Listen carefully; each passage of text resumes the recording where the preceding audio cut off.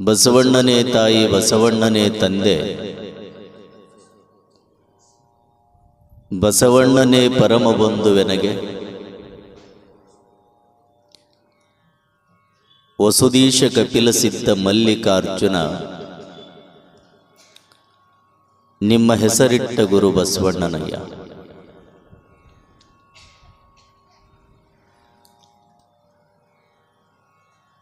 ಪ್ರಾತಸ್ಮರಣೀಯರಾದ ನಾಡಿನ ಸಂತ ಮಹಾಂತರನ್ನು ಸ್ಮರಿಸಿ,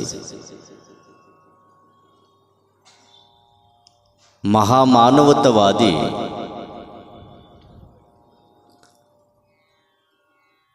ವಿಶ್ವಗುರು, ಸಾಂಸ್ಕೃತಿಕ ನಾಯಕ ಬಸವನ ಬಾಗೇವಾಡಿಯನ್ನು ಪಾವನಗೊಳಿಸಿರುವಂಥ ಪಾವನಾಮೂರ್ತಿ, ಎಲ್ಲ ಶರಣರ ಭಾವಸ್ಫುರಣ ಅಣ್ಣ ಬಸವಣ್ಣನನ್ನು ಸ್ಮರಿಸಿ, ಕಲ್ಲು ಕಂಟೆ ದೇವರೆಂದು ಪೂಜಿಸುವ ಭಕ್ತರಿಗೆ ಮಾತನಾಡುವ ದೇವರನ್ನು ಸೃಷ್ಟಿ ಮಾಡಿ ನೀಡಿರುವಂಥ ಹಾನ್ಗಲ್ಲದ ಗುರುಕುಮಾರ ಶಿವಯೋಗಿಯನ್ನು ಸ್ಮರಣೆ ಮಾಡಿ,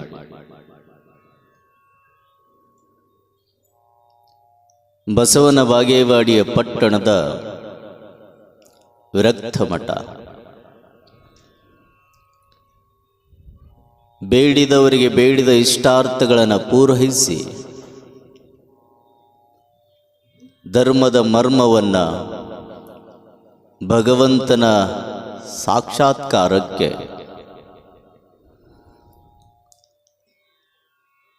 ಅಣಿ ಮಾಡ್ತಾ ಇರುವಂಥ ಧರ್ಮಕೇಂದ್ರ,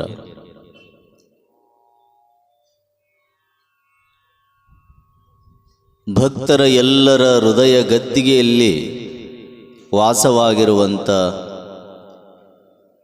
ಶ್ರೀಮಠದ ಮೂಲಪುರುಷ ಶಿವಲಿಂಗೇಶ್ವರರನ್ನು ಸ್ಮರಿಸಿ, ಶ್ರೀಮಠದ ಎಲ್ಲ ಗುರು ಪರಂಪರೆಯನ್ನು ಸ್ಮರಣೆ ಮಾಡಿ, ನಿಮ್ಮೆಲ್ಲರ ಅಚ್ಚುಮೆಚ್ಚಿನ ಗುರುವರ್ಯರಾಗಿ ಸುಮಾರು 6 ತಿಂಗಳ ಪರ್ಯಂತರ ಬಸವ ಪುರಾಣವನ್ನು ನಾಡಿಗೆ ಬಿತ್ತರಿಸುವುದರ ಮುಖಾಂತರ ಭಕ್ತರ ಮನಸ್ಸನ್ನು ಸೂರೆಗೈದಿರುವಂಥ ಪೂಜ್ಯರು,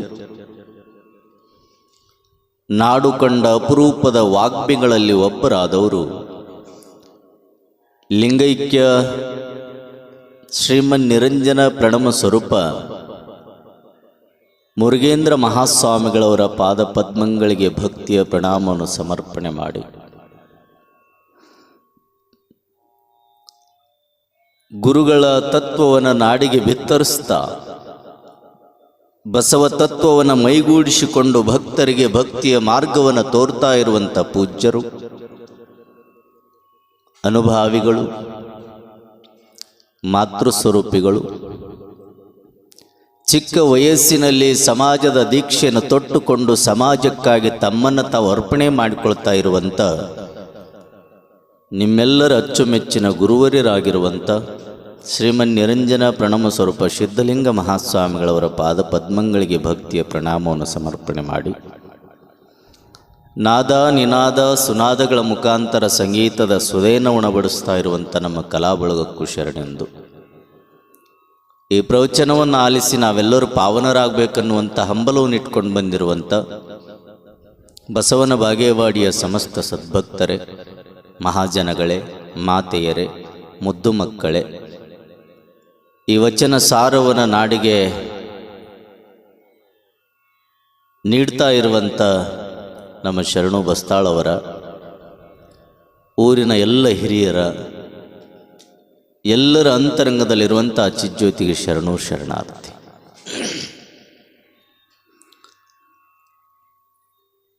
ಮಾನವ ಜನ್ಮ ಭೂಮಿಗೆ ಬಂದ ಮೇಲೆ ಸಾರ್ಥಕ ಆಗಬೇಕು ಅಂದರೆ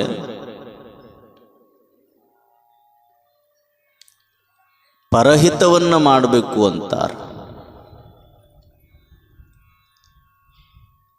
ಒಂದಿಲ್ಲ ಒಂದು ದಿನ ಈ ಶರೀರ ಈ ಭೂಮಿಯನ್ನು ಬಿಟ್ಟು ಹೋಗೇ ಹೋಗ್ತದೆ. ಶಾಶ್ವತವಾಗಿ ಯಾರೂ ಸಹಿತ ಈ ಭೂಮಿ ಮೇಲೆ ಇರಾಕ ಸಾಧ್ಯ ಇಲ್ಲ. ಹಾಗಾದ್ರೆ ಈ ಮನುಷ್ಯ ಜನ್ಮವನ್ನು ತೊಟ್ಟು ಬಂದೀವಂದ ಬಳಿಕ ಮನುಷ್ಯ ಜನ್ಮದ ಸಾರ್ಥಕತೆ ಯಾವುದು? ಮಾನವ ಜನ್ಮದ ಸಾರ್ಥಕತೆ ಯಾವುದು ಅಂದರೆ ಭೌತಿಕದ ಸಂಪತ್ತನ್ನು ಸಂಗ್ರಹ ಮಾಡೋದು ಮಾನವ ಜನ್ಮದ ಸಾರ್ಥಕತೆಯಲ್ಲ. ಶರಣರ ಸಿದ್ಧಾಂತದ ಪ್ರಕಾರ ಹಣ, ಆಸ್ತಿ, ಅಂತಸ್ತು, ವಜ್ರ, ವೈಡೂರ್ಯ ಇವುಗಳನ್ನು ಗಳಿಸಿದ್ರೆ ಮಾನವ ಜನ್ಮ ಸಾರ್ಥಕ ಆಗೋದಿಲ್ಲ. ಬಹಿರಂಗದ ಸಂಪತ್ತನ್ನು ಗಳಿಸುವ ಬದಲು ಅಂತರಂಗದ ಸಂಪತ್ತನ್ನು ಗಳಿಸಬೇಕು.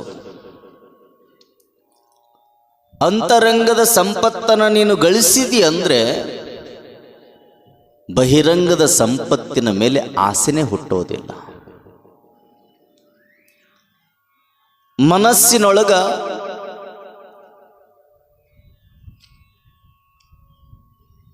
ದಾಸೋಹಂಭಾವ ಬಂತು ಅಂದ್ರ ಯಾವುದನ್ನು ಆಸೆ ಪಡೋದಿಲ್ಲ.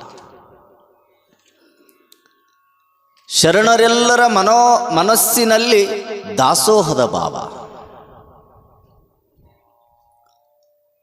ಯಾವುದನ್ನು ಗಳಿಸಿದ್ರೆ ನಾವು ಶಾಶ್ವತವಾಗಿ ಆನಂದವಾಗಿರ್ತೇವೆ,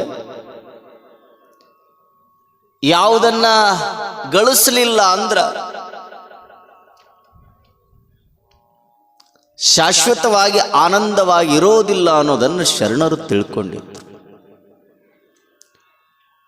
ಪ್ರತಿಯೊಬ್ಬ ಮನುಷ್ಯನ ಮನಸ್ಸಿನಲ್ಲಿ ಹುಟ್ಟೋದೇ ಆಸೆ. ಎಷ್ಟಿದ್ರೂ ಸಹಿತ ನನಗೆ ಬೇಕು ಅನ್ನುವಂಥ ಆಸೆ. ಶರಣರು ಏನು ಅನ್ಕೊಂಡಿದ್ರು ಅಂದ್ರ, ಇಂದು ನಾವು ಹುಟ್ಟಿ ಬಂದ ಬಳಿಕ ಅಂದಿನ ದಿನದ ವಿಚಾರವನ್ನು ಅವರು ಅಷ್ಟು ಮಾಡ್ತಿದ್ರು. ಇವತ್ತು ಏನು ಬೇಕು ಅದನ್ನ ಮಾತ್ರ ಶರಣರು ವಿಚಾರ ಮಾಡೋರು. ನಾಳೆಗೆ ಬೇಕು ಅನ್ನುವಂಥ ಭಾವ ಶರಣರಲ್ಲಿದ್ದಿಲ್ಲ. ಇಂದಿಂಗೆ ನಾಳೆಂಗೆ ಬೇಕನ್ನುವಂಥ ಭಾವ ನಮ್ಮದಾಗಬಾರ್ದು. ಇವತ್ತು ಏನೈತಲ್ಲ, ಮುಂಜಾನೆ ಸೂರ್ಯ ಉದಯದಿಂದ ಹಿಡ್ಕೊಂಡು ಸಾಯಂಕಾಲ ಸೂರ್ಯ ಅಸ್ತ ಆಗೋದ್ರೊಳಗಾಗಿ ಏನು ಬೇಕು ಅದಷ್ಟ ಸಾಕಪ್ಪ. ನಾಳೆಗೆ ಬೇಕು ಅನ್ನುವಂಥ ಭಾವ ಶರಣರಲ್ಲಿದ್ದಿಲ್ಲ. ಇವತ್ತಿಂದ ಒಂದು ದಿನ ದಾಟಿದ್ರೆ ಸಾಕು, ರಾತ್ರಿ 11 ಆತಂದ್ರೆ ನಮ್ಮದು ಯಾವುದನ್ನು ನಾಳಿದ ವಿಚಾರ ಮಾಡ್ತಿದ್ದಿಲ್ಲ.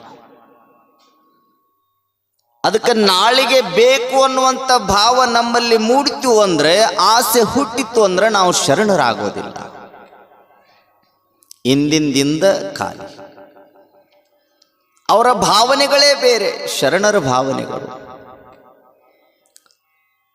ಶರಣರು ಹೇಗಿರ್ತಾರ, ಮನುಷ್ಯರು ಹೇಗಿರ್ತಾರ, ರಾಕ್ಷಸರು ಹೇಗಿರ್ತಾರ.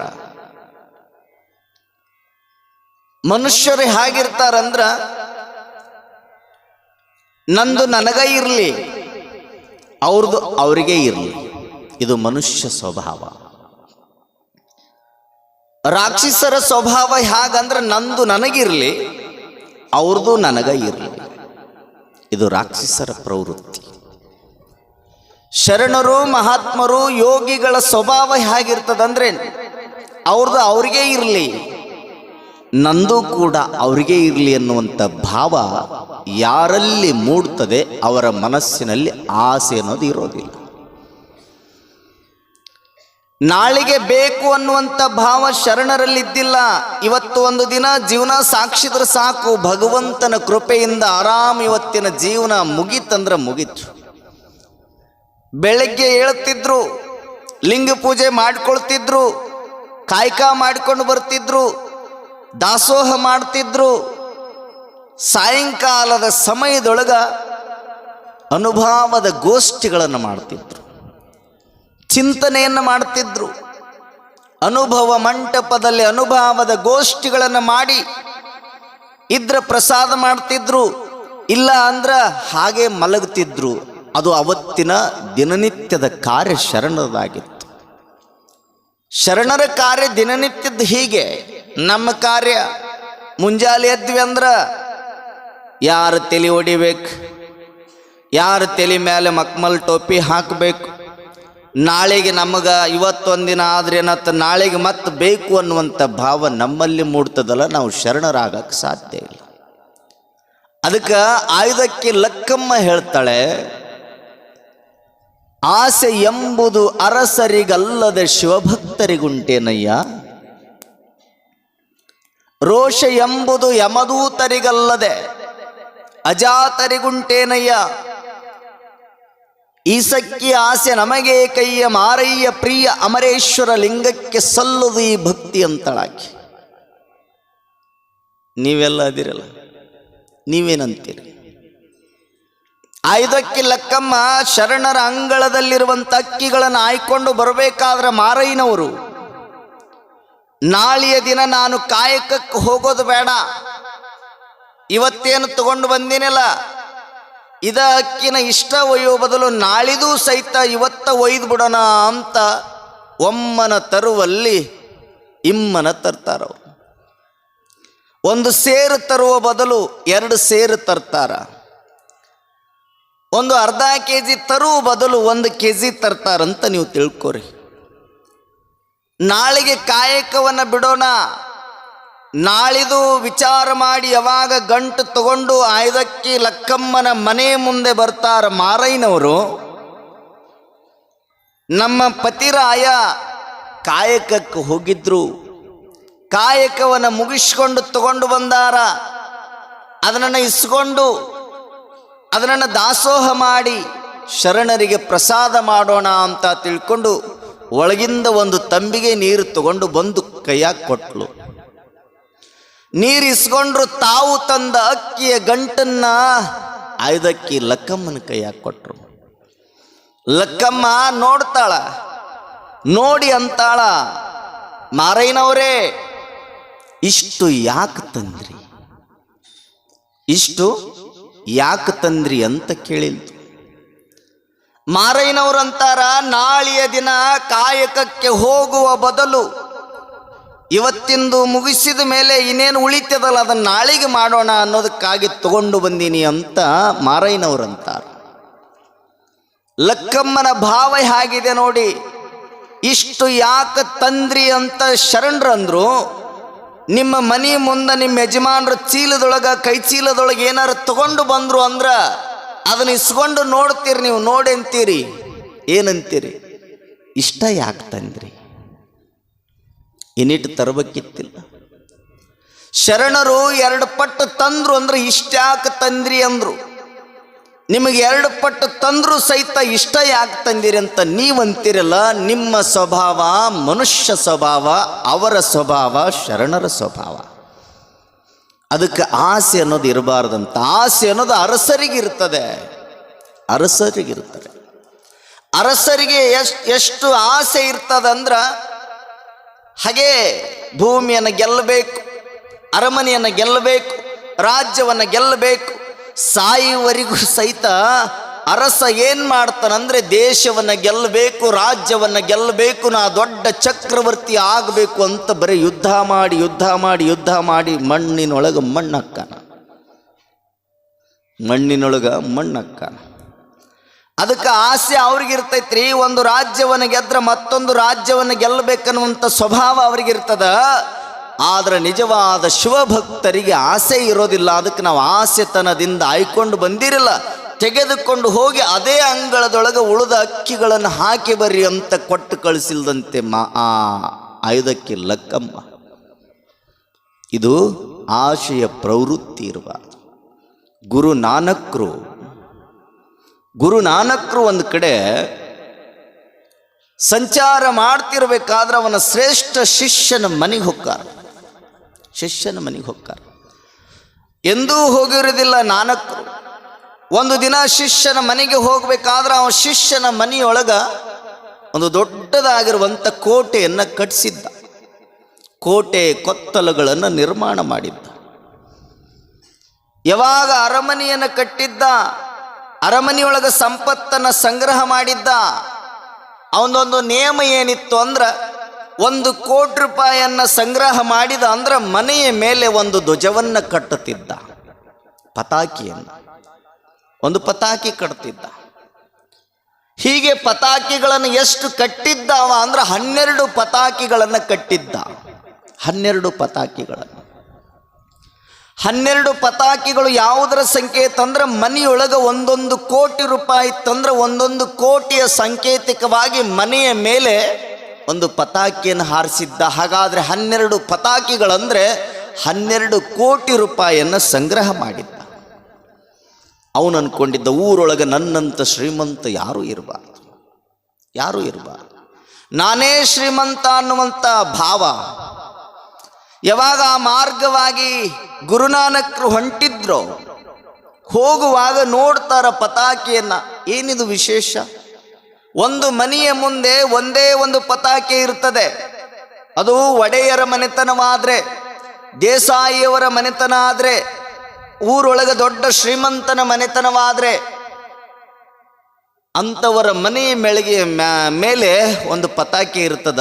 ಇವನು ಮನೆ ಮೇಲೆ 12 ಪತಾಕೆ ಅದಾವಲ್ಲ, ಯಾಕ ಅಂತ ಹೋಗ್ತಿರ್ಬೇಕಾದ್ರೆ ಸಂತರನ್ನು ನೋಡಿ ಗುರುನಾನಕರನ್ನು ನೋಡಿ ಅವನೇನು ಮಾಡ್ತಾನೆ ಅಂದ್ರೆ ಒಳಗೆ ಕರೀತಾನೆ. ಮಹಾತ್ಮರು ಹೊಂಟಾರ, ಅವ್ರನ್ನಿಟ್ಟು ಬರಮಾಡಿಕೊಳ್ಳೋಣ ಅಂತ ಕರ್ಕೊಂಡು ಒಳಗೆ ಹೋದ. ಒಳಗೆ ಹೋಗಿ ಸಂತರ ಗುರುನಾನಕರ ಪಾದ ಪೂಜೆ ಮಾಡಿದ, ಎಲ್ಲ ಮಾಡಿದ. ಗುರುನಾನಕರಂತಾರ, ಅಲ್ಲಪ್ಪ, ಯಾವುದಾದ್ರೂ ಒಂದು ಮನೆಯೊಳಗ ದೇಶವನ್ನು ಆಳ್ವಿಕೆ ಮಾಡಿದ್ರ, ದೇಶಗತ್ತಿ ಮನೆತನ ಇದ್ರ, ಒಡೆಯರ ಮನೆತನ ಇದ್ರ, ದೇಶಮುಖರ ಮನೆತನ ಇದ್ರ ಒಂದೊಂದು ಪತಾಕಿಗಳನ್ನು ಕಟ್ಟಿರ್ತಾರ, ಇವರು ದೇಶಕ್ಕಾಗಿ ಹೋರಾಡಿದವರು ಅಂತ. ಆದ್ರೆ ನಿನ್ನ ಮನೆಯ ಮೇಲೆ 12 ಪತಾಕಿಗಳದವಲ್ಲ, ಯಾಕ ಅಂತ ಕೇಳಿದ್ರು ಗುರುಗಳು.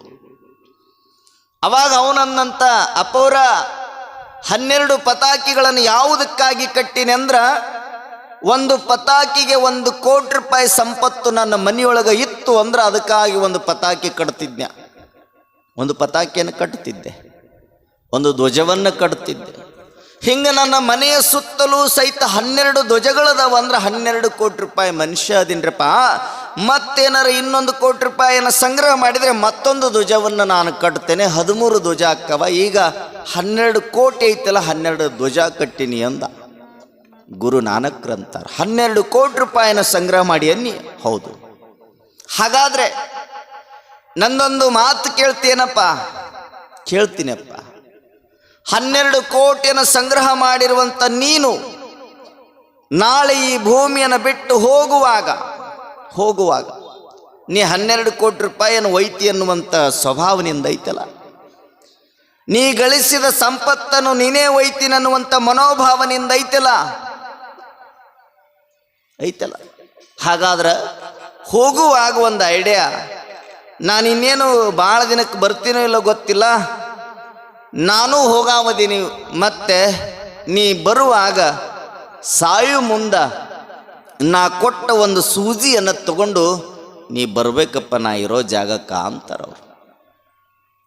ನಾನು ಸಾಯ್ತೀನಿ, ನೀನು ಸಾಯ್ತಿ ಒಂದು ದಿನ. ಆದ್ರೆ ಒಂದು ಸೂಜಿಯನ್ನು ಕೊಟ್ಟು ಹೊಕ್ಕಿನಲ್ವ, ಹೆಂಗಾರ ಮಾಡಿ ನಾ ಸತ್ತು ಮೊದಲ ಹೋಗಿದ್ದೆ ಅಂದ್ರೆ ನೀ ತಗೊಂಡು ಅಲ್ಲಿಗೆ ಬಾ, ಅಥವಾ ನೀ ಮೊದಲು ಹೋಗಿದ್ದೆ ಅಂದ್ರೆ ತಗೊಂಡು ಹೋಗಿ ಇಟ್ಕೋ, ನಾ ಬಂದು ಇಸ್ಕೋತೀನಿ ಅಂತ ಗುರುನಾನಕ್ರಂತಾರ. ಅವನಂತಾನ, ಏನು ದೊಡ್ಡಗಾದ್ರಿ, ಒಂದು ಸಣ್ಣ ಸೂಜಿಯನ್ನು ತೆಗೆದುಕೊಂಡು ಹೋಗಕ್ಕಾಗೋದಿಲ್ಲ ಏನು ನನಗ, ಕೊಡ್ರಿ ಅಂತ ಇಸ್ಕೊಂಡು ಗುರುಗಳು ಕೊಟ್ಟು ಹೋಗಿಬಿಟ್ರು. ಮನೆಯೊಳಗ ಒಳ್ಳೆಯ ಬುದ್ಧಿವಂತಿಕೆ ಹೆಣ್ಣು ಮಗಳಿದ್ಲು, ಹೆಂಡತಿ, ಬುದ್ಧಿವಂತಿಕೆ ಹೆಂಡತಿ. ಅವಾಗ ಗಂಡ ಅಂತಾನ, ನೋಡು ನಮ್ಮ ಗುರುಗಳು ಬಂದಿದ್ರು, ಗುರುಗಳು ಹೋಗುವಾಗ ಒಂದು ಮಾತು ಹೇಳಿಗ್ಯಾರ, ನಾಳೆ ನೀನು ಸತ್ತು ಹೊಂಟಿ ಅಂದ್ರೆ ಈ ಸೂಜಿ ತಗೊಂಡು ಬಾ ಅಂದಾರ. ನಾ ಈ ಸೂಜಿನ ಗಟ್ಟಿಯಾಗಿ ಭದ್ರವಾಗಿ ಇಡಬೇಕು, ಎಲ್ಲರ ತೆಗೆದಿಡಂತಕ್ಕೆ ಕೈಯಾಗ ಕೊಟ್ಟರು. ಕೊಟ್ಟ ಮೇಲೆ ಹೆಂಡತಿ ಅಂತಾಳ, ನಗತಾಳ, ಏನ್ರಿ ನಿಮ್ಮ ಭ್ರಮೆ ಹೇಗಿದೆ ಅಂದ್ರ ಈ ಸೂಜಿಯನ್ನು ತೆಗೆದುಕೊಂಡು ಹೋಗ್ತೀನನ್ನುವಂಥ ಭ್ರಮೆ ಐತಲ್ಲ, ನಾಳೆ ನೀವು ಈ ಭೂಮಿಯನ್ನು ಬಿಟ್ಟು ಮರಣವನ್ನು ಹೊಂದಿದ್ರಿ ಅಂದ್ರ ನಿಮ್ಮ ಕೈಯಾಗ ಒಂದು ಸಣ್ಣ ಸೂಜಿನೂ ಸಹಿತ ಈ ಭೂಮಿಯಿಂದ ನೀವು ಹೋಗುವ ಜಾಗಕ್ಕೆ ಒಯ್ಯಕ್ಕಾಗೋದಿಲ್ರಿ. ಹೆಂಗೆ ವಿಚಾರ ಮಾಡಿರಿ, ಈ ಸೂಜಿಯನ್ನು ಮರಳಿ ನಿಮ್ಮ ಗುರುಗಳಿಗೆ ಕೊಟ್ಟು ಬಿಡ್ರಿ ಅಂತ ಹೇಳಿಬಿಡ್ತಾಳೆ ಆಕೆ. ಒಯ್ಯಕ್ಕಾಗೋದಿಲ್ಲ, ಸುಮ್ಮ ಗುರುವಿನ ಮಾತಿಗೆ ನೀನು ದ್ರೋಹ ಮಾಡಿದಂಗೆ ಅಕ್ಕದ, ಹೋಗಿ ಕೊಟ್ಟು ಬಿಡು. ಹೌದಾ? ಒಯ್ಯಕ್ಕಾಗೋದಿಲ್ಲ. ಹಾಗಾದ್ರೆ ತಗೊಂಡ ಗುರುಗಳು ಎಲ್ಲಿ ಹೋಗಿದ್ರಲ್ಲ, ಬೆನ್ನು ಹತ್ತಿದ ಗುರುಗಳು ಸಿಕ್ಕರು. ಆ ಗುರು ನಾನಕ್ಕರ ಕೈಗೆ ಮತ್ತೆ ಸೂಜಿಯನ್ನು ಕೊಟ್ಟ. ಗುರುವೇ, ನನಗೆ ತರಕ್ಕಾಗೋದಿಲ್ಲ, ಇದನ್ನ ನೀ ತಗೊಂಡು ಬಾ ಅಂತ ಹೇಳಿದೆ. ನಾನು ಭಾಳ ಖುಷಿಯಿಂದ ತರ್ತೀನಿ ಅಂತ ಹೇಳಿದೆ. ಆದರೆ ನನ್ನ ಹೆಂಡತಿ ಬುದ್ಧಿವಂತಿಕೆಯಿಂದ ಬುದ್ಧಿವಂತಳಾಗಿರುವಂಥ ನನ್ನ ಹೆಂಡತಿ ಬೋಧನೆ ಮಾಡಿಲ್ದು, ಈ ಸೂಜಿಯನ್ನು ನೀವು ಸತ್ರ ಒಯ್ಯಕ್ಕಾಗೋದಿಲ್ಲ ಅಂದ್ಲು. ಅದಕ್ಕಾಗಿ ಈ ಸೂಜಿನ ನಿಮ್ಮದು ನೀವು ತಗೊಂಡು ಬಿಡ್ರಿ ಅಂತ ಕೈಯಾಗ ಕೊಟ್ಟ. ಅವಾಗ ಗುರುಗಳು ಒಂದು ಮಾತು ಹೇಳ್ತಾರಂತ, ನಿನ್ನ ಮನೋಭಾವದಲ್ಲಿ ನಿನ್ನ ಮನಸ್ಸಿನೊಳಗೆ ಆಸೆ ಅನ್ನೋದು ಉತ್ಪತ್ತಿಯಾಗಿ ಆಸೆಯಿಂದ 12 ಪತಾಕಿಗಳನ್ನು ಹಾರಿಸಿಯಲ್ಲಪ್ಪ, ನಾ ಕೊಟ್ಟ ಸಣ್ಣ ಸೂಜಿಯನ್ನು ಸಹಿತ ನಿನಗೆ ತಗೊಂಡು ಹೋಗೋಕ್ಕಾಗೋದಿಲ್ಲ ಅಂದ್ರ ನೀನು ಗಳಿಸಿಟ್ಟ 12 ಕೋಟಿ ರೂಪಾಯಿ ಸಹಿತ ನಿನ್ನ ಹಿಂದೆ ಬರೋದಿಲ್ಲೋ ತಮ್ಮ ವಿಚಾರ ಮಾಡುವಂತ ಯಾವಾಗ ಬುದ್ಧಿಯ ಮಾತನ್ನು ಹೇಳಿದ್ರೋ ಅಂದಿನಿಂದ ಶಿಷ್ಯ ತನ್ನೆಲ್ಲ ಸಂಪತ್ತನ್ನು ಬಡವರಿಗಾಗಿ, ದೀನರಿಗಾಗಿ, ದುರ್ಬಲರಿಗಾಗಿ ಹಂಚಿ ದಾಸೋಹ ಮಾಡುವಂಥ ಮನೋಭಾವವನ್ನು ಬೆಳೆಸಿಕೊಂಡ. ಕಾರಣ ಇಷ್ಟೇ, ನೀ ಗಳಿಸಿದ 10 ರೂಪಾಯಿನೂ ಸಹಿತ ನಿನ್ನಿಂದ ಬರೋದಿಲ್ಲ, ಏನೂ ತಗೊಂಡು ಹೋಗೋಕ್ಕಾಗೋದಿಲ್ಲ. ಅದಕ್ಕೆ ಯಾವುದು ಬರೋದಿಲ್ಲ, ಬರಲಾರ್ದಕ್ಕಾಗಿ ಆಸೆ ಬಿದ್ದು ಹಗಲು ರಾತ್ರಿ ನಿದ್ದೆ ನೀರಡಿಕೆಯನ್ನು ಮರೆತು ಸಂಗ್ರಹವನ್ನು ಮಾಡುವ ಬದಲು ಯಾವುದು ನನ್ನೊಂದಿಗೆ ಬರ್ತದೆ ಅದನ್ನು ಸಂಗ್ರಹ ಮಾಡೋದೇ ಶರಣರ ಸಿದ್ಧಾಂತವಾಗಿತ್ತು. ಆ ಶರಣರು ನಮಗೆ ಕಲಿಸಿಕೊಟ್ರು. ಹೀಗೆ ಆಸೆ ಅನ್ನೋದು ಭವಕ್ಕೆ ಮೂಲ ನೋಡ ಅಂತಾರವರು. ಈ ಆಸೆ ಹುಟ್ಟಿತು ಅಂದ್ರೆ ಸದಾಕಾಲ ಜನನ ಮರಣ ಭವಬಂಧನ ಚಕ್ರದಲ್ಲಿ ಬಿದ್ದು ಒದ್ದಾಡ್ತೇವೆ. ಆಸೆ ಇರಲಿಲ್ಲ ಅಂದ್ರೆ ಒಂದೇ ಸಾರೆ ನಾವು ದೇವರ ಸನ್ನಿಧಾನವನ್ನು ಸೇರುತ್ತೇವೆ. ಕಬೀರದಾಸರಂತಾರ, ಸಾಯಂಗಿದ್ರ ಮತ್ತೆ ಹುಟ್ಟುವಂಗ ನೀ ಸಾಯಬೇಡ ಅಂತಾರವ್ರು. ನೀನು ಒಂದು ಸಾರಿ ಸತ್ತಿ ಅಂದ್ರೆ ಮತ್ತೆ ನೀವು ಹುಟ್ಟಬಾರ್ದು, ಹಂಗೆ ಸಾಯಬೇಕಂತ. ಅದು ನಿಜವಾದ ಸಾವಂತ. ಭಾಳ ಮಂದಿ ಸಾವಿಗೆ ಅಂಜುತ್ತಾರ, ಆದರೆ ಶರಣರು ಅಂಜಲಿಲ್ಲ. ಸಾವು ನಮಗ ಮಹಾನವಮಿ ಇದ್ದಂಗೆ, ಶಿವರಾತ್ರಿ ಇದ್ದಂಗೆ ಅಂತ ಅವ್ರು ಹೇಳ್ತಾರೆ. ಅದಕ್ಕೆ ಈ ಭವಬಂಧನ ಭವಪಾಶವಾದ ಕಾರಣವೇನಯ್ಯ ಅಂತ ಬಸವಣ್ಣವ್ರು ಹೇಳ್ತಾರೆ. ಹಿಂದಣ ಜನ್ಮದಲ್ಲಿ ಲಿಂಗವ ಜರಿದೆನಾಗಿ, ಹಿಂದಣ ಜನ್ಮದಲ್ಲಿ ಜಂಗಮವ ಮರೆದೆನಾಗಿ. ಈ ಭವಬಂಧನ ಭವಪಾಶವಾದ ಕಾರಣಕ್ಕದ ನಿನಗೆ ಭವಬಂಧನ ಬರಬಾರ್ದು ಅಂದ್ರೆ ಆಸೆಯನ್ನು ಬಿಡಬೇಕು ಅಂತ ಶರಣರು ಹೇಳಿಕೊಂತ ಬರ್ತಾರೆ. ನೀವು ಇನ್ನು ಮೇಲೆ ಯಾವುದೂ ಆಸೆ ಇಟ್ಕೋಬೇಡ್ರಿ. ಇಟ್ಟು ದಿನ ಬದುಕ್ತೀನನ್ನ ಆಸೆನೂ ತೆಗೆದು ಹಾಕ್ಬಿಡ್ರಿ. ಯಾವ ಸಂದರ್ಭದೊಳಗೆ ಏನಾಗ್ತೈತೆ ಗೊತ್ತಿಲ್ಲ, ಆದರೂ ಯಾವುದಕ್ಕೂ ನಾವು ಆಸೆಯನ್ನು ಇಟ್ಕೋಬಾರ್ದು. ಚಲೋ ಬೆಳಿಬೇಕು ಅಂತ ಆಸೆ ಇಟ್ಕೋಬೇಡ್ರಿ. ಚಲೋ ಸಿರಿವಂತಿಕೆಯನ್ನು ಗಳಿಸಿಕೊಂಡು ಮನೆಯೊಳಗೆ ಹಾಯಾಗಿರ್ಬೇಕನ್ನುವಂಥ ಆಸೆ ಇಟ್ಕೋಬೇಡ್ರಿ. ಯಾಕಂದ್ರೆ ಆಸೆ ಭಾಳ ಕೆಟ್ಟದ್ದದ.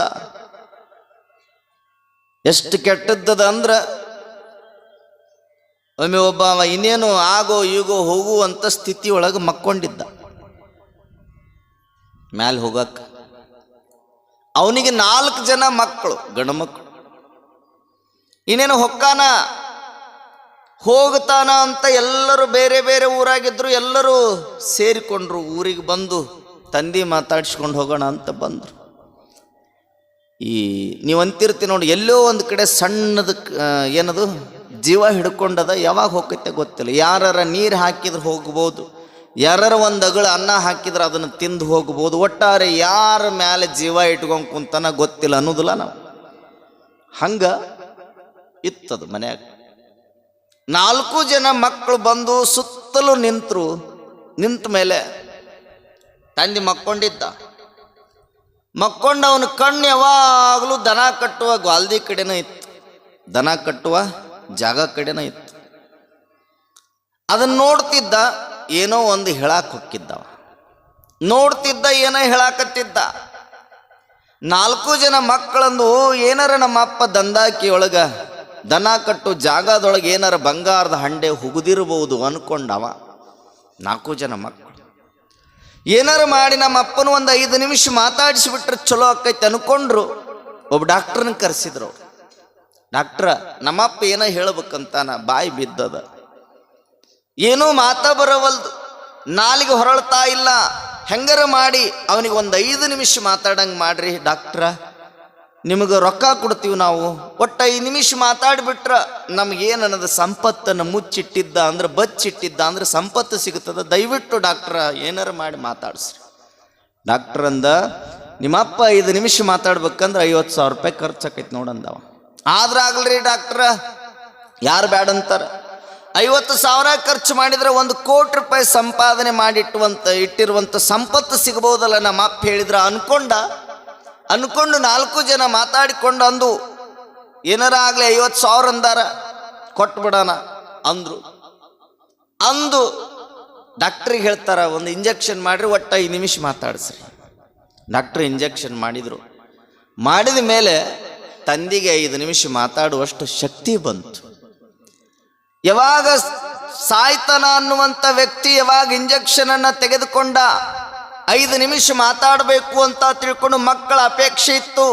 ನಮ್ಮಪ್ಪ ಎಲ್ಲಿಯರ ಸಂಗ್ರಹ ಮಾಡಿ ಸಂಪತ್ತು ಬಂಗಾರ ಏನಾರ ಗಳಿಸಿಟ್ಟಿರಬಹುದು, ಆ ದನ ಕಟ್ಟು ಜಾಗದೊಳಗೆ ಏನಾರ ಹೇಳಬಹುದು ಅಂತ ತಿಳ್ಕೊಂಡು ಇಂಜೆಕ್ಷನ್ ಏನು ಮಾಡಿದ್ರಲ್ಲ, 50,000 ರೂಪಾಯಿ ತಗೊಂಡಿದ್ನಲ್ಲ ಡಾಕ್ಟ್ರ, ಅವ ಹೇಳಿದ್ನಂತ, ಸಾಯುವಂಥ ವ್ಯಕ್ತಿ 5 ನಿಮಿಷ ಮಾತಾಡಿ ಏನಿಲ್ರಲೇ, ಯಾವ ಸಂಪತ್ತು ನಾ ಮುಚ್ಚಿಟ್ಟಿಲ್ಲ, ಅಲ್ಲೇ ದನ ಕಟ್ಟು ಜಾಗದೊಳಗೆ ಎಮ್ಮಿ ಕರ ಕಸಬರಿಗೆ ತಿನ್ನಕತ್ತೈತಿ ನೋಡಿ, ಬಿಡಿಸ್ರಿ ಅಂದಂತವ. ಎಲ್ಲಿ ಐತ್ರಿ? ದನ ಕಟ್ಟುವ ಜಾಗದೊಳಗೆ ಎಮ್ಮಿ ಕರ ಕಸಬರಿಗೆ ತಿನ್ನಕತ್ತೈತಿ ಅಂತ ತಿಳ್ಕೊಂಡು ಹೇಳುವುದಕ್ಕಾಗಿ ಜೀವ ಹಿಡ್ಕೊಂಡಿದ್ದ ಆ ಮಗ. ಅಂದ್ರ ಆಗೋ ಈಗೋ ಸಾಯ್ತೀನಿ ಅಂದ್ರೂ ಸಹಿತ ಸಂಪತ್ತಿಗಾಗಿ ಆಸೆ ಮಾಡುವಂಥ ಈ ಮನುಷ್ಯ ಎಷ್ಟು ವಿಚಿತ್ರದ ನೋಡಿ. ಸಾಯುವಂಥ ಪ್ರಜ್ಞೆಯೊಳಗಿರುವಂಥ ವ್ಯಕ್ತಿಯೂ ಸಹಿತ ಕಸಬರಿಗೆ ಆಸೆ ಮಾಡ್ತಾನೆ, ಕಸಬರಿಗೆ ಚಿಂತೆ ಅವನಿಗೈತೆ ಅಂದ್ರೆ, ಮತ್ತಿಂಥವರ ಮನಸ್ಸಿನೊಳಗೆ ಸದಾ ಆಸೆ ಇತ್ತು ಅಂದ್ರೆ ಇವರು ಮತ್ತೆ ತಿರ್ಗಾ ಮುರುಗ ಹುಟ್ಟಿ ಬರ್ತಾರೆ. ನಾವು ಒಂದೇ ಸರಿ ಹುಟ್ಟಿ ಬಂದ ಬಳಿಕ ಮತ್ತೆ ಜನನವನ್ನು ಪಡ್ಕೊಳ್ಬಾರ್ದು. ಜನನ ಮರಣ ಅನ್ನುವಂಥ ಚಕ್ರಗಳಲ್ಲಿ ಬಿದ್ದು ಒದ್ದಾಡಬಾರ್ದು. ನಾವು ಒಂದು ಸಾರಿ ಹುಟ್ಟಿ ಬಂದಿವೆ ಅಂದರೆ ಈ ಜನ್ಮವನ್ನು ಸಾರ್ಥಕ ಮಾಡಿಕೊಂಡು ಬಿಡಬೇಕು. ಅದಕ್ಕೆ ದೇವರಿಗೆ ಉತ್ತತ್ತಿ ಒಗಿತಾರ, ಹುಚ್ಚೈದಾಗ ತೇರಿನೊಳಗೆ ಉತ್ತತ್ತಿ ಒಗಿತಾರ, ಬಾಳೆಹಣ್ಣು ಒಗಿತಾರ, ಒಂದಿಷ್ಟು ಮಂದಿ ಕಬ್ಬುನು ಒಗಿತಾರ, ಪ್ಯಾರ್ಲ್ ಹಣ್ಣನ್ನು ಒಗಿತಾರ, ಇದನ್ನ ಬಿಡ್ತಾವ, ಕಲ್ಲುನು ಒಗಿತಾವ, ಏನೇನು ಒಗಿತಾವ ಹೇಳಕ್ಕಾಗೋದಿಲ್ಲ. ಉತ್ತತ್ತಿಯನ್ನು ಒಗಿತಾರ. ಯಾಕೆ ಒಗಿತಾರ? ಉತ್ತತ್ತಿ ಉತ್ಪತ್ತಿ, ಇನ್ನೊಂದು ಸಾರಿ ನಾನು ಈ ಭೂಮಿಗೆ ಉತ್ಪತ್ತಿ ಆಗಬಾರದು ಅಂತ ಭಗವಂತನಿಗೆ ಉತ್ತತ್ತಿಯನ್ನು ಸಮರ್ಪಣೆ ಮಾಡ್ತಾರಲ್ಲ, ಇದು ನಿಜವಾದ ಭಕ್ತಿ ಅನ್ನೋದು ತಿಳಿಯುತ್ತದೆ. ಬಾಳೆಹಣ್ಣನ್ನು ಸಮರ್ಪಣೆ ಮಾಡ್ತಾರೆ. ಯಾಕೆ ಮಾಡ್ತಾರ? ಬಾಳೆ ಒಂದು ಸಾರೆ ಗೊನೆ ಹಾಕ್ತದೆ ಹೊರತಾಗಿ ಮತ್ತೊಂದು ಸಾರೆ ಗೊನೆ ಹಾಕೋದಿಲ್ಲ. ಅದಕ್ಕೆ ದೇವರಿಗೆ ಬಾಳೆಹಣ್ಣನ್ನು ಯಾಕೆ ಸಮರ್ಪಣೆ ಮಾಡ್ತಾರಂದ್ರೆ, ಒಂದು ಸಾರಿ ಈ ಭೂಮಿಗೆ ಈ ಜನ್ಮವನ್ನು ಹೊತ್ತು ಬಂದೀನಿ ಅಂದರೆ ಸಾಕಪ್ಪ ಸಾಕು, ಮತ್ತೊಮ್ಮೆ ಹುಟ್ಟೋದು ಬೇಡ ಅಂತ ತಿಳ್ಕೊಂಡು ಬಾಳೆಹಣ್ಣನ್ನು ಸಮರ್ಪಣೆ ಮಾಡ್ತಾರೆ. ಇನ್ನು ಪ್ಯಾರಲ್ಕಾಯಿ ಸಮರ್ಪಣೆ ಮಾಡ್ತಾರಲ್ಲ, ಪೇರು ಹಣ್ಣು, ಅವರು ಪದೇ ಪದೇ ಹುಟ್ಟಿ ಬರಲಿ ಅಂತ ಸಮರ್ಪಣೆ ಮಾಡ್ತಾರೆ. ಹೇಳುವುದಿಷ್ಟೇ, ಭವದಲ್ಲಿ ಬಿದ್ದು ಒದ್ದಾಡಬಾರ್ದು ಅಂದ್ರೆ ಆಸೆ ಅನ್ನೋದು ಇರಬಾರ್ದು ಅನ್ನುವಂಥ ಸಿದ್ಧಾಂತವನ್ನು ಭಾಳ ಸ್ಪಷ್ಟವಾಗಿ ನಮಗೆಲ್ಲ ದಾರ್ಶನಿಕರು, ಶರಣರು, ಮಹಾತ್ಮರು ತಿಳಿಸ್ಕೊಂಡು ಬರ್ತಾರಂದ್ರೆ, ನಾವು ಇನ್ನು ಮೇಲೆ ಯಾರು ಆಸೆ ಮಾಡಬೇಡ್ರಿ. ಮನೆಯಾಗ ಏನೇನೈತಿ ಎಲ್ಲ ತಂದು ವಿರಕ್ತ ಮಠದಾಗ ಇಟ್ಬಿಡ್ರಿ. ಇಡ್ತೀರಾ? ಏನ್ರಿ ಸ್ವಾಮಿಗಳು ಏನು ಹೇಳ್ತೀರಿ ನೀವು? ಇಡಕ್ಕೆ ಸಾಧ್ಯ ಇಲ್ಲ. ಯಾಕ? ಇಲ್ಲಿ ಕೇಳಿ ಮುಂದೆ ಹೋದ್ರೆ ಮುಗೀತು. ಸ್ಮಶಾನ ವೈರಾಗ್ಯ, ವೈರಾಗ್ಯ ಅಂತ ಬರ್ತಾವ. ಸ್ಮಶಾನ ವೈರಾಗ್ಯ, ಪುರಾಣ ವೈರಾಗ್ಯ, ಪ್ರಸೂತಿ ವೈರಾಗ್ಯ ಅಂತ 3 ವೈರಾಗ್ಯಗಳು ಬರ್ತಾವ. ಪ್ರಸೂತಿ ವೈರಾಗ್ಯ ಅಂದ್ರ ಒಮ್ಮೆ ತಾಯಿ ಗರ್ಭಾವತಿ ಆಲ್ದು ಅಂದ್ರ ಒಂದು ಶಿಶುವಿಗೆ ಜನ್ಮವನ್ನು ಕೊಡಬೇಕಾದ್ರೆ ತಾಯಿ ಪಡುವಂಥ ಕಷ್ಟವನ್ನು ನೋಡಿಕೊಂಡು ಆಕೆ ಅಂತಾಳಂತ, ಯಪ್ಪಾ ಭಗವಂತ, ಇನ್ನೊಂದು ಸಾರೆ ನಾನು ಇನ್ನೊಂದು ಕೂಸಿಗೆ ಜನ್ಮ ಕೊಡುದಿಲ್ಲಪ್ಪ, ಸಾಕಪ್ಪ, ಇದು ಒಂದೇ ಸಾಕಪ್ಪ, ಇನ್ಮೇಲೆ ನಾನು ಮಕ್ಕಳನ್ನು ಹೆರೋದಿಲ್ಲ ಅಂತ ಪ್ರಸೂತಿಯ ಸಂದರ್ಭದಲ್ಲಿ ಹಿಂಸೆ ಪಡ್ತಾಳಂತ.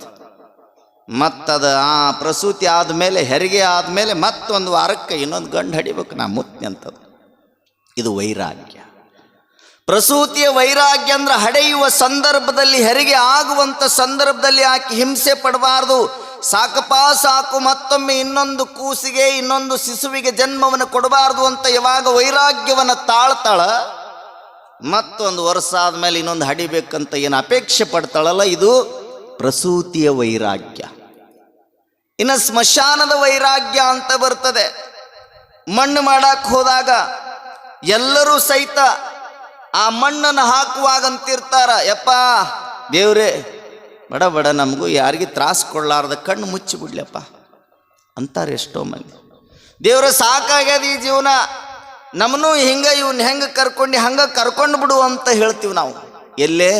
ಸ್ಮಶಾನಕ್ಕೆ ಹೋದಾಗ ಒಬ್ಬರ ಕಡೆ ತೊಳಿಸ್ಕೊಳ್ಳಿಲ್ಲ, ಒಬ್ಬರ ಕಡೆ ಬಳಸ್ಕೊಳ್ಳಿಲ್ಲ, ಎಲ್ಲದನ್ನು ಭಗವಂತ ಯಾವುದನ್ನು ಮಾಡಲಾರ್ದಂಗೆ ಕಣ್ಣು ಮುಚ್ಚಿದ್ನಲ್ಲ, ಈ ಸಾವು ಸುಖದ ಸಾವಪ್ಪ, ಹಿಂಗೆ ನಮ್ಮನ್ನು ಕರ್ಕೋ ಅಂತ ನಾವು ಹೇಳಿ ಬರ್ತೀವಲ್ಲ. ಮಣ್ಣು ಹಾಕಕ್ಕೆ ಹೋದಂಥ ಸಂದರ್ಭದಲ್ಲಿ ಹಿಂಗೆ ಹೇಳಿ ಬರ್ತೀವಿ. ಮನೆಗೆ ಬಂದ ಮೇಲೆ, ಜಳಕ ಮಾಡಿದ ಮೇಲೆ, ಒಂದು ಗ್ಲಾಸ್ ಟೀ ಕುಡಿದ ಮೇಲೆ ಏನಾರ ಯಮ ಕರಿಯಾಕೆ ಬರ್ಬೇಕು ನೋಡ್ರಿ, ಏನ ತೆಲಿಗಿಲಿ ಕೆಟ್ಟೈತೆ ನಿಂದ, ಇನ್ನ ಪುಟ್ಟಗೌರಿ ಮದುವೆ ಧಾರಾವಾಹಿ ಮುಗುದಿಲ್ಲ, ಅದು ಮುಗಿದ ಮೇಲೆ ಬರ್ತೀನಿ ನಡಿ ಅಂತ ಹೇಳೋ ಮಂದಿ ಐತಿ. ಇದು ಸ್ಮಶಾನದ ವೈರಾಗ್ಯ. ಯಾವ ಸಮಯದೊಳಗೆ ವೈರಾಗ್ಯ ಬರ್ತದಂದ್ರೆ, ಯಾವುದನ್ನು ನಾವು ನೋಡ್ತೇವೆ ಆ ಸಮಯದೊಳಗೆ ನಮಗೆ ವೈರಾಗ್ಯ ಬರ್ತದೆ. ಆ ಸ್ಥಳವನ್ನು ಬಿಟ್ಟು ಮತ್ತೆ ಬಂದರೆ ಮುಗೀತು, ಆ ವೈರಾಗ್ಯ ಎಲ್ಲ ಬುರ್ಬುಷ್ಯಾಗಿ ಹೋಗ್ತದ. ಪುರಾಣದ ವೈರಾಗ್ಯ, ಪುರಾಣದಾಗ ಎಲ್ಲರೂ ಕುಂತೀರಲ್ಲ, ಎಲ್ಲರೂ ಜೀವಂತ ಕುಂತೀರಿ, ಎಲ್ಲರೂ ಕಿವಿಯಿಂದ ಕೇಳಾಕತ್ತೀರಿ, ಎಲ್ಲರೂ ಮನಸ್ಸನ್ನು ಎಲ್ಲೆಲ್ಲೋ ಬಿಟ್ಟು ದೇಹಗಳು ಮಾತ್ರ ಇಲ್ಲೇ ಕುಂತಾವ. ಎಷ್ಟೋ ಮನಸ್ಸುಗಳು ಟಿವಿ ಮುಂದದಾವ, ಎಷ್ಟೋ ಮನಸ್ಸುಗಳು ತವ್ರ ಮನ್ಯಾಗದಾವ, ಎಷ್ಟೋ ಮನಸ್ಸುಗಳು ಅತ್ತಿ ಮನ್ಯಾಗದಾವ, ಎಷ್ಟೋ ಮನಸ್ಸುಗಳು ಧಾರಾವಾಹಿ ನೋಡಾಕ ಸಜ್ಜಾಗ್ಯಾವ. ಆದರೂ ನೀವು ಇಲ್ಲಿ ಕುಂತೀರಿ. ನಾವು ಹೇಳುವ ಮಾತುಗಳನ್ನು ಸ್ಪಷ್ಟವಾಗಿ ಕೇಳಿ ಅಂತೀರಿ, ಶಿವಪ್ಪ ಭಗವಂತ ಅಜ್ಜವ್ರು ಹೇಳೋದು ಕರೆಯದ, ಯಾವುದು ನಮ್ಮ ಹಿಂದೆ ಬರುದಿಲ್ಲ ಅಂತಾರ, ಯಾವುದನ್ನು ಸಹಿತ ಬೇಕು ಅಂತ ಗಳಸಾಕ ಹೋಗಬಾರ್ದಪ್ಪ, ಇನ್ನು ಮೇಲೆರ ಇವತ್ತಿನಿಂದ ಗಳಸಾಕ ನಾವು ಹೋರಾಟ ಮಾಡುವುದಕ್ಕಿಂತ ಗಳಿಸಿದ್ದನ್ನು ಒಳ್ಳೆಯ ಕಾರ್ಯಕ್ಕೆ ಬಳಕೆ ಮಾಡಿ ದಾಸೋಹದ ಮನೋಭಾವನೆಯನ್ನು ಬೆಳೆಸಿಕೊಂಡು ಸದಾಕಾಲ ದೇವರ ಸ್ಮರಣೆ ಮಾಡ್ತಾ ಕಣ್ಣು ಮುಚ್ಚಿ ಬಿಡೋಣಪ್ಪ ಅಂತ ತಿಳ್ಕೊಂಡು ಎಷ್ಟೋ ಮಂದಿಯ ಮನಸ್ಸಿನೊಳಗೆ ಬರ್ತೈತಿ, ಇಲ್ಲಿ ಬರ್ತೈತಿ. ನಾಳಿಂದ ಯಾವುದನ್ನು ಚಿಂತೆ ಮಾಡೋದು ಬೇಡ, ಯಾವುದನ್ನು ಗಳಿಸ್ಬೇಕನ್ನುವಂಥ ಆಸೆ ಇಟ್ಕೊಳ್ಳೋದು ಬೇಡ, ನಾಳಿಂದ ಏನನ್ನು ಚಿಂತೆ ಮಾಡೋದು ಬೇಡ ಅಂತ ಇಲ್ಲಿ ಕೇಳ್ತೀರಿ. ಕೇಳಿದ ಮೇಲೆ ಆ ಮನೋಭಾವ ಬರ್ತೈತಿ.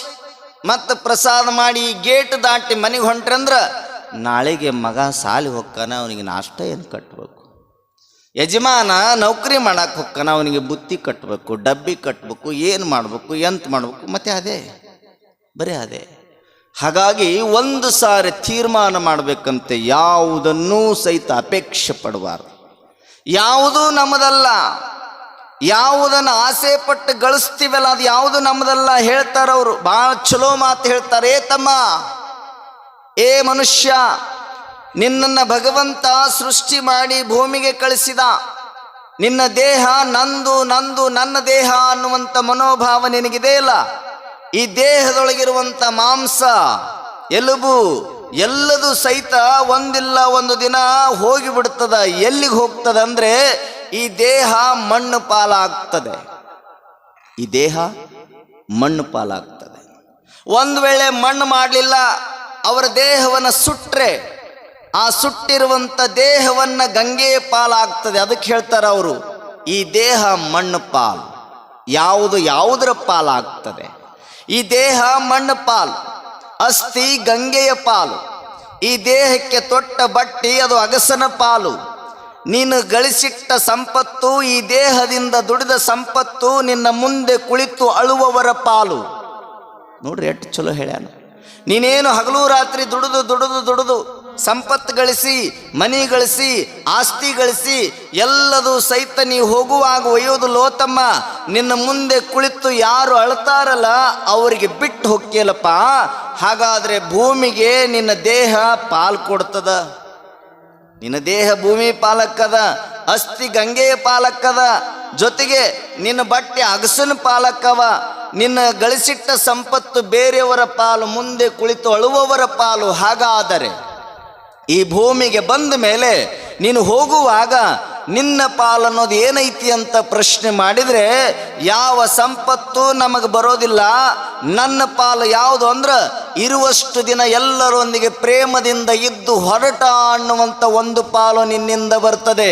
ಇರುವಷ್ಟು ದಿನ ನೀನು ಎಷ್ಟು ಧರ್ಮವಂತನಾಗಿ ಆಚಾರ ವಿಚಾರಗಳನ್ನು ಪರಿಪಾಲನೆ ಮಾಡಿಕೊಂಡು ಧರ್ಮದ ತಿರುಳಿನೊಳಗೆ ಬದುಕಿದೋ, ಪರರಿಗೆ ಹಿತವನ್ನು ಬಯಸಿದೆ, ಅದು ಮಾತ್ರ ನಿನ್ನ ಪಾಲು ಬರ್ತದೆ. ಹೊರತಾಗಿ ಉಳಿದು ಯಾವುದು ಸಂಪತ್ತು ನಿನ್ನ ಪಾಲಲ್ಲ ಅಂತಾರವು. ಏನೈತಿ ಜೀವನದಾಗ ಹೋಗೋದೈತಿ ಮಣ್ಣಾಗ,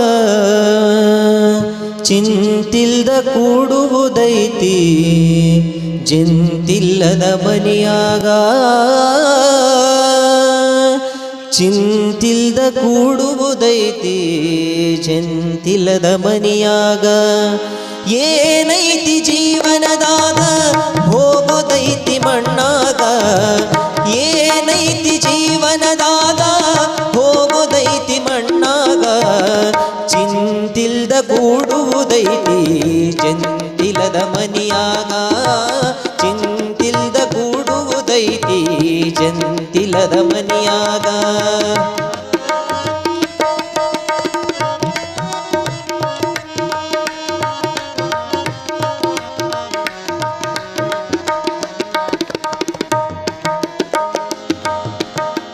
ಹರಿವ ನೀರು ನಿಮ್ಮ ಜೀವನ, 3 ದಿನ ಈ ಯೌವನ. ಹರಿವ ನೀರು ನಿಮ್ಮ ಜೀವನ, 3 ದಿನದ ಈ ಯೌವನ. ಸಂಸಾರವೆಂಬುವುದೊಂದು ಸಾಗುವ ಟ್ರೇನ. ಸಂಸಾರವೆಂಬುವುದೊಂದು ಸಾಗುವ ಟ್ರೇನ. ಯಾತಕ್ಕೆ ಸೋಕಿ ಮಾಡತಿದಿ ಗಳಿಸಿ, ಯಾತಕ್ಕೆ ಸೋಕಿ ಮಾಡತಿದಿ ಗಳಿಸಿ. ಸಾವು ಬರುವುದು ನಿನ್ನನ್ನ ಹುಡುಕಿ. ಏನೈತಿ ಜೀವನದಾಗ ಹೋಗುದೈತಿ ಮಣ್ಣಾಗ. ಏನೈತಿ ಜೀವನದಾಗ ಹೋಗುದೈತಿ ಮಣ್ಣಾಗ. ಚಿಂತಿಲ್ದ ಕೂಡುವುದೈತಿ ಜಂತಿಲ್ಲದ ಮನಿಯಾಗ. ಚಿಂತಿಲ್ದ ಕೂಡುವುದೈತಿ ಜಂತಿಲ್ದ ಮನಿಯಾಗ.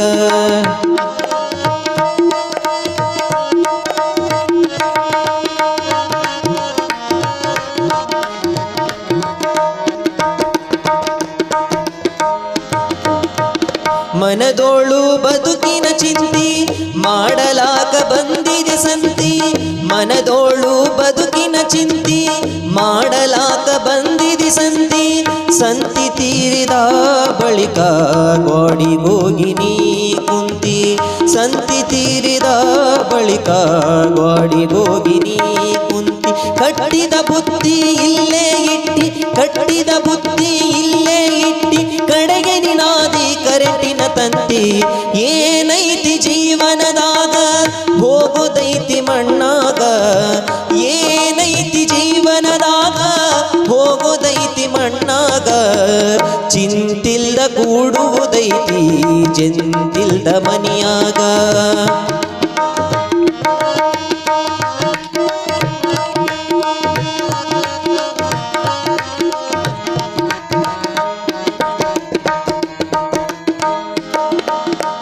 ಸವಿಯ ನುಂಡಿ ಸಂಸಾರದಾಗ ಗಳಿಕೆ ಮಾಡಿ ಅಬ್ಬರದಾಗ. ಸವಿಯ ನುಂಡಿ ಸಂಸಾರದಾಗ ಗಳಿಕೆ ಮಾಡಿ ಅಬ್ಬರದಾಗ ಹತ್ತಲಿಲ್ಲ ನಿನಗೊಮ್ಮೆ ರೋಗ ಅದು ಯಮ ಹಾಕುವಾಗ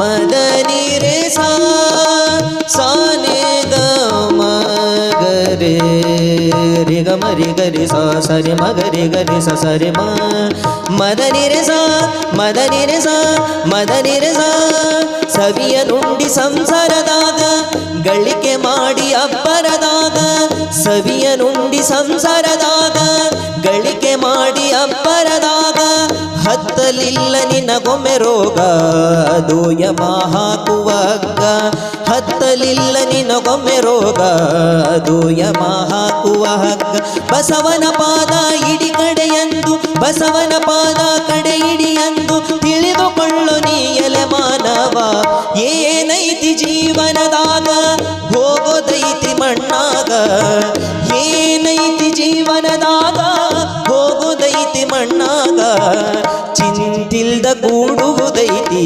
ಚೆಂತಿಲ್ದ ಮನಿಯಾಗ ಚಿಂತಿಲ್ದ ಕೂಡುವುದೈತಿ ಚಿಂತಿಲ್ದ ಕೂಡುವುದೈತಿ ಚಿಂತಿಲ್ದ ಕೂಡುವುದೈತಿ ಜಂತಿಲ್ಲದ ಮನಿಯಾಗ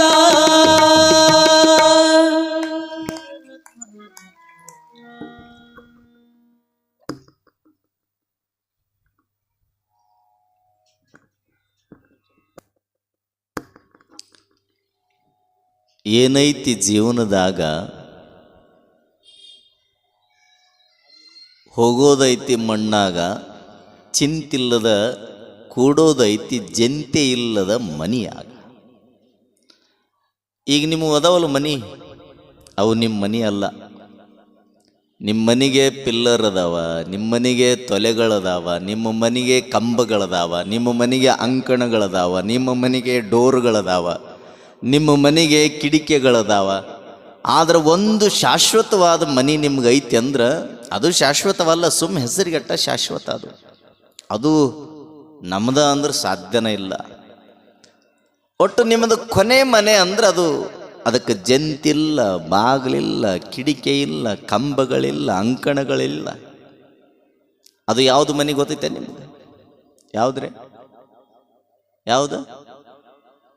ಯಾವುದ್ರಿ? ಸುಡುಗಾಡೆ. ನಾಳೆ ಹೋಗೋದದ, ಎಲ್ಲರೂ ಹೋಗೋದದ, ಯಾರು ಇಲ್ಲಿ ಇರೋಕ್ಕಾಗೋದಿಲ್ಲ. ಮತ್ತು ನಾವೇನ್ರಿ, ನಾವೆಲ್ಲ ಹೋಗೋದಿಲ್ರಿ. ನಾವು ಬಾಗೇವಾಡಿ ಮಂದಿ ಬಸವಣ್ಣನ ಭಕ್ತರದೀವಿ, ನಾವು ಪರಮ ಭಕ್ತರು ಅಂತ ತಿಳ್ಕೊಂಡು ನೀವು ಹಠ ಹಿಡಿದ್ರು ಸಹಿತ ಬಿಡೋಗಿಲ್ಲ ಮಗ, ಬಿಡಕ್ಕೆ ಸಾಧ್ಯನೇ ಇಲ್ಲ.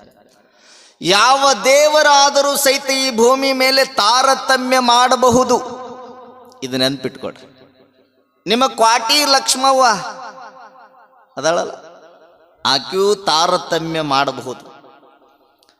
ನಿಮ್ಮ ಊರಿನ ಕೀರ್ತಿಯನ್ನು ತಂದಿರುವಂತ ಬಸವಣ್ಣ, ಆತನೂ ಒಂದು ಸಾರಿ ತಾರತಮ್ಯ ಮಾಡಬಹುದು.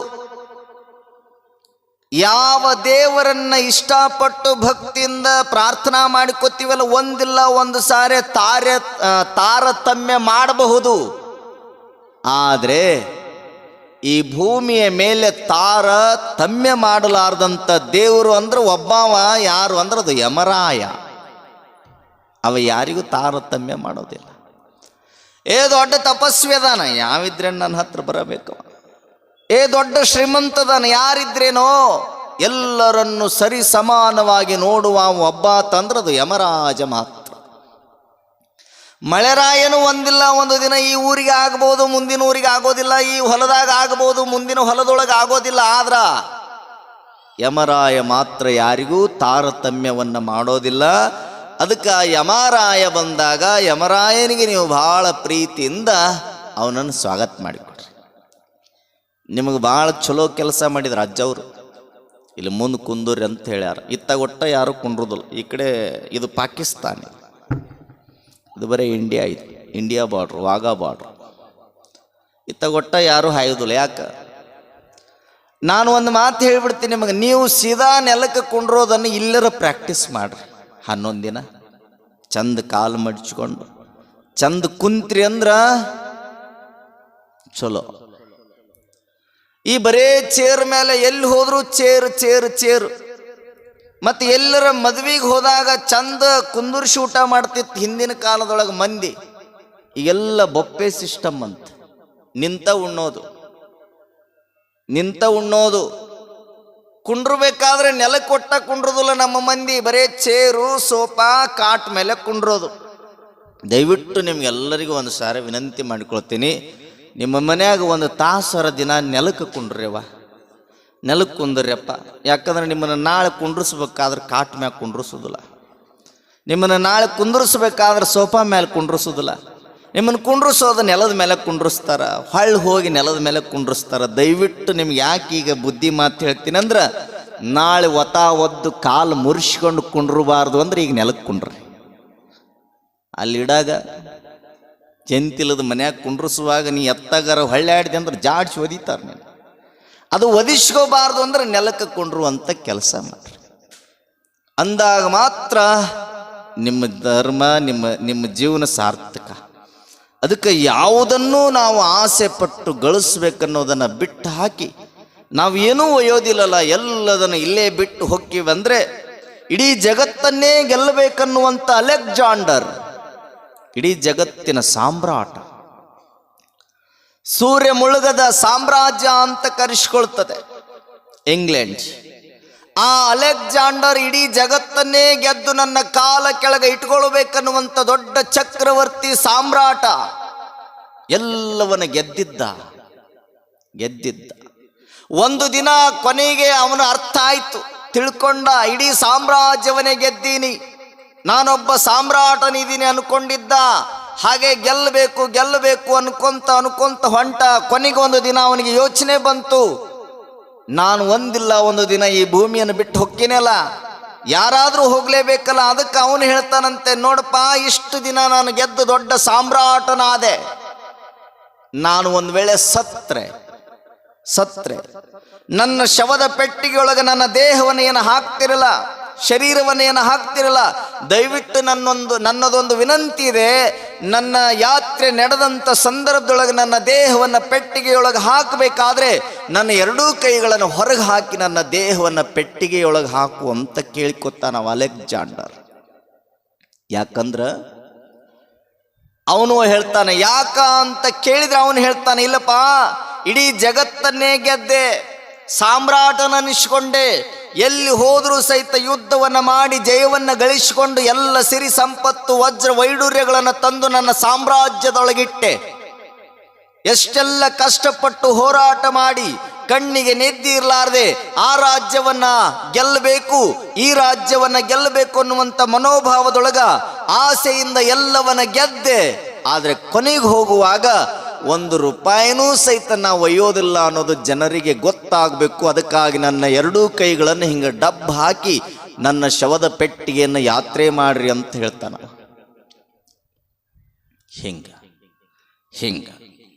ಹಿಂಗಂದ್ರೆ ಬೇಡೋದು ಅನ್ಸುತ್ತೆ, ಕೊಡು ಅಂದ್ರೆ ಹಿಂಗೆ ಕೇಳ್ತೀರ,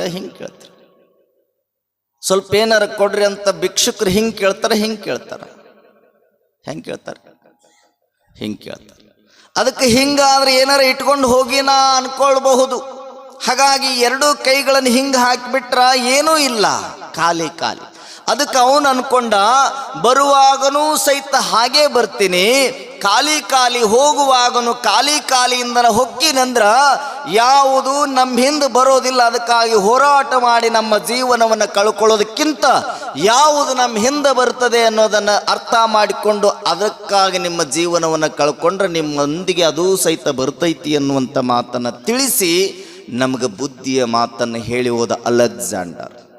ಏನೂ ಒಯ್ಯಕ್ಕಾಗೋದಿಲ್ಲ.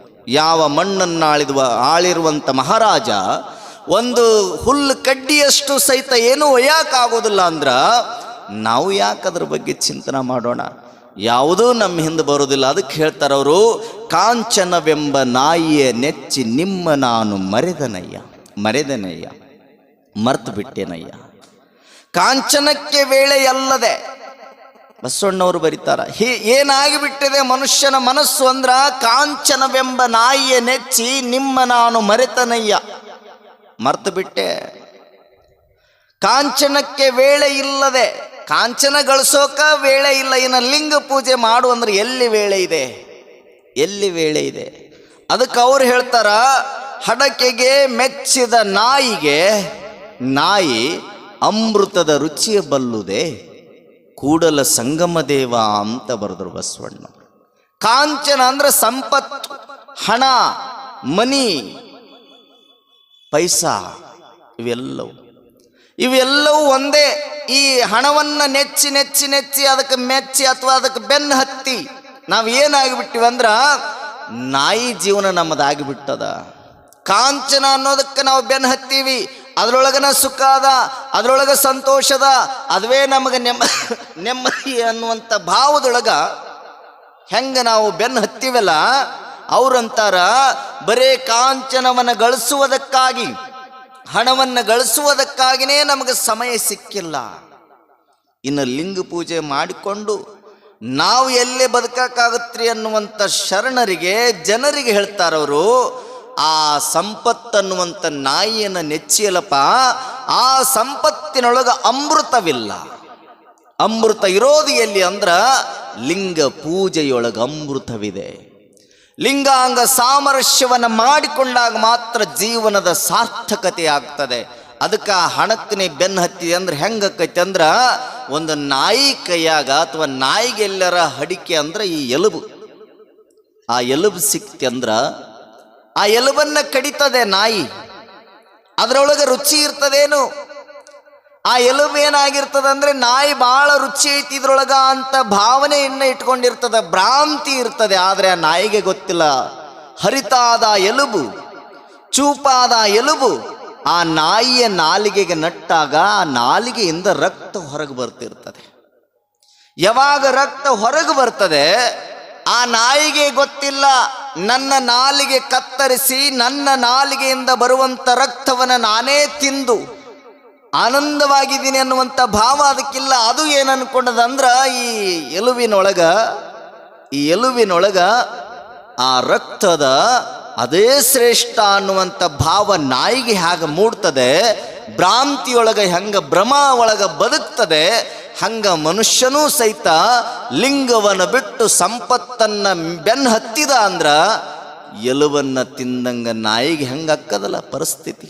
ತನ್ನ ನಾಲ್ಗಿ ಕಟ್ಟು ಮಾಡಿಕೊಂಡು ತನ್ನ ರಕ್ತವನ್ನು ತಾನ ಕುಡ್ಕೊಂಡಂಗ, ತಾನ ತಿಂದಂಗ ಈ ಮನುಷ್ಯನ ಬದುಕು ಹಾಗೆ ಆಗ್ತದೆ. ಅದಕ್ಕೆ ನೀವು ಸಂಪತ್ತನ್ನುವಂಥ ನಾಯಿಯ ಜೀವನ ಮಾಡಿಕೊಂಡು ಅದನ್ನ ತಿಂದು ತಿಂದು ತಿಂದು ತಿಂದು ನಿಮ್ಮ ನಾಲಿಗೆಯಿಂದ ನಿಮ್ಮ ರಕ್ತವನ್ನು ನೀವ ಕುಡಿದು ಆನಂದ ಪಡೋದಕ್ಕಿಂತ ಅಮೃತದ ಇರುವಂಥ ಅಮೃತವನ್ನು ಹೊಂದಿರುವಂಥ ಈ ಲಿಂಗಾಂಗ ಸಾಮರಸ್ಯವನ್ನು ಪಡ್ಕೊಂಡು ನಿಮ್ಮ ಬದುಕನ್ನು ಸಾರ್ಥಕ ಮಾಡಿಕೊಡ್ರಿ ಅನ್ನುವಂಥ ಮಾತುಗಳನ್ನು ಕಲ್ಯಾಣದ ಶರಣರು ಎಲ್ಲರೂ ಹೇಳ್ಕೊಂತ ಬರ್ತಾರೆ.